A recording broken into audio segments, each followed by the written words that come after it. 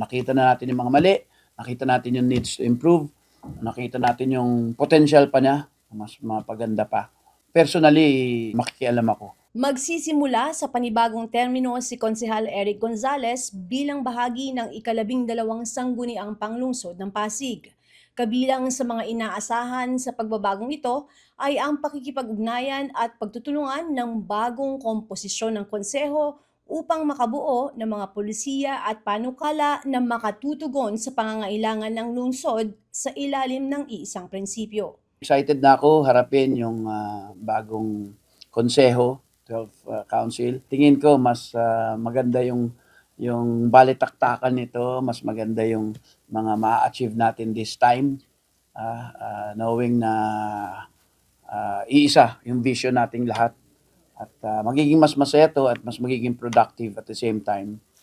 Sa panahon ng kampanya, nakadaupang palad niya ang maraming Pasigenyo. Narinig ang kanilang hinaing, suhestyon at maging mga puna.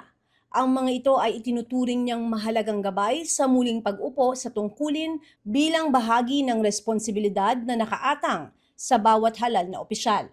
The campaign itself made me realize a lot of things. Sa house-to-house lang natin, talaga marami pa rin na kailangang improve, marami pa rin kailangan i-polish, marami pa rin kailangan mas galingan pa. Sobrang dami na bato sa amin na batikos, na komentaryo. Hindi kami masyado makasalita kasi sa totoo, yung hospitals natin, may sarili naman silang may medical director tayo dyan. Kami, legislative side lang yung amin. Sa usap naman namin, the Committee on Health, Sanitation and Nutrition will still be my committee. Asahan ng publiko na patuloy natin pagagandahin yung healthcare system natin. Dati hindi kami masyado nakikialam sa hospital, sa totoo lang. Pero this time, siguro, sabi ko nga, aside from legislations, aside from ordinances and resolutions na pinapasa namin for them, personally, makikialam ako. Nakita na natin yung mga mali, nakita natin yung needs to improve, nakita natin yung potential pa niya, mas mapaganda pa. Nagsabi na ako kay Mayor Vico, kay Vice Mayor Dodot, yung magiging participation natin this time.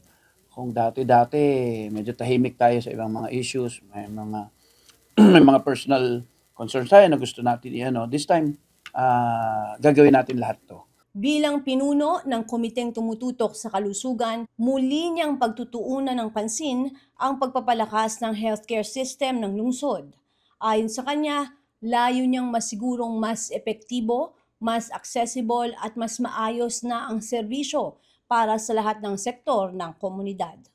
Itong tiwala na pinagkaloob muli sa akin, taas ng boto natin ngayon taas ng lahat 74,000 sa mga taga-District 1 na nakasama ko. Yung first na kampanya ko, hindi ako masyadong hands-on. Ito, medyo nasuyod natin lahat, na napuntahan natin lahat at narinig natin yung tinig ng bawat isa na gusto nila na mas ayusin pa. Taga-District 1 na nagtiwala po sa inyong lingkod. Asahan po ninyo, asahan ng taong bayan na mas magiging productive tayo with regards sa health, sanitation, and nutrition programs natin sa Pasig. Patuloy tayo na magsisikap, mag-aaral, mag-observe, aalamin personal yung mga kailangan pa natin improve with regards sa healthcare system natin, particular sa ospital at saka sa City Health Department natin para talagang mapakinabangan ng bawat Pasigenyo yung ating mga serbisyo na ibinababa. Asahan po na patuloy tayong magsusulong ng mga programa, proyekto para sa bawat isang Pasigenyo na makatanggap po tayo tayong lahat ng best possible healthcare mula sa ating pamahalaan ng lungsod. Ako si Luan Peñano para sa latest ng iNews Pasig.